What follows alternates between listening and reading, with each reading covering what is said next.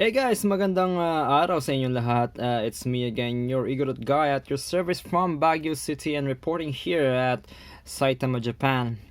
Today we're gonna talk about job hunting here in Japan, and since it's almost my what do you call this second month here in Japan, and what were my experiences and my challenges during my 2 months stay here in Japan. So I got here jobless and just have my spouse visa.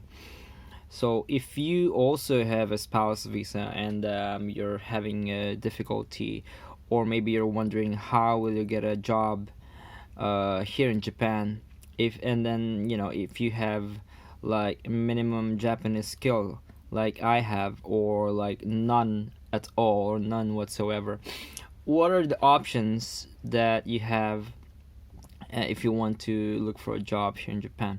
Okay, so that's gonna be the topic for that's gonna be the topic for today. All right, so from my experience here in Saitama City, I mean Saitama Prefecture, I live in Hanno City. It's quite near the train station though. Um, at first, yeah, it was quite a challenge, especially if you're just looking from the internet. If you're looking from the internet, you put in mind that you have lots of competition. Like you're looking at the nationwide job opening. And if you would like to look for a job near your area, then I will advise you to go to the office or city hall office in your prefecture or in your city.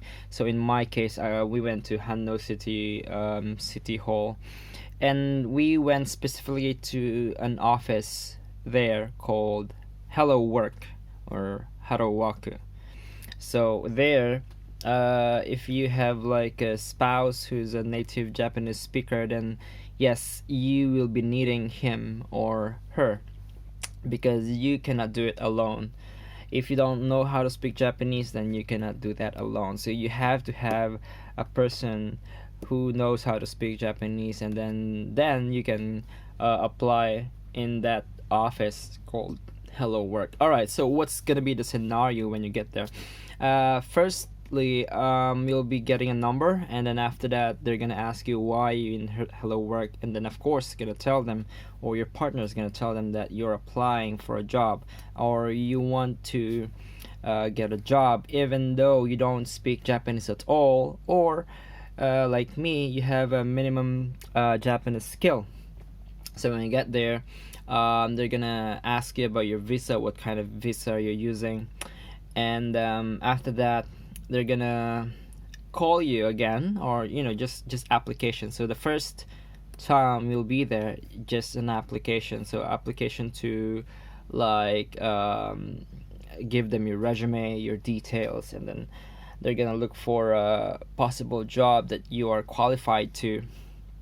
And then after that, you're gonna be they're gonna call you after some after a few days. In our case, I think it's around 5 days. So they called us back again, so we have to go to city hall again. And then that time they presented me, or they showed me like numbers of job opportunity, even though I don't have a Japanese skill at all, or you have a daily conversation Japanese skill. So one of them are Honda.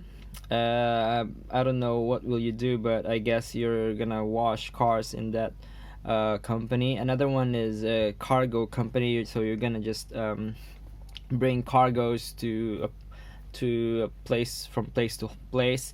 So where I'm in, so I have like basic Japanese skills. So like I don't know how to read Japanese. I don't know. Actually, I'm also struggling how to write kanji and no, not kanji, but katakana and hiragana. Hiragana is okay, but katakana sometimes I make mistakes. So that is my Japanese level. So I have a basic Japanese conversation, and my writing skill sucks. But even though I got a job wherein there's a minimum Japanese. So I work at a factory. So what we do is we produce cupcakes for Lawson. So it's like a 7-Eleven here in Japan. So it's called Lawson. So I basically fill in a slot where so some days they are lacking people, so I'm just gonna fill that position. Like for example, putting some cream or cleaning a crate, or you know putting a crate so that the cakes will go in, so things like those. So odd jobs in the factory, although it's not too hard. However, the challenge is, yeah, Japanese skill.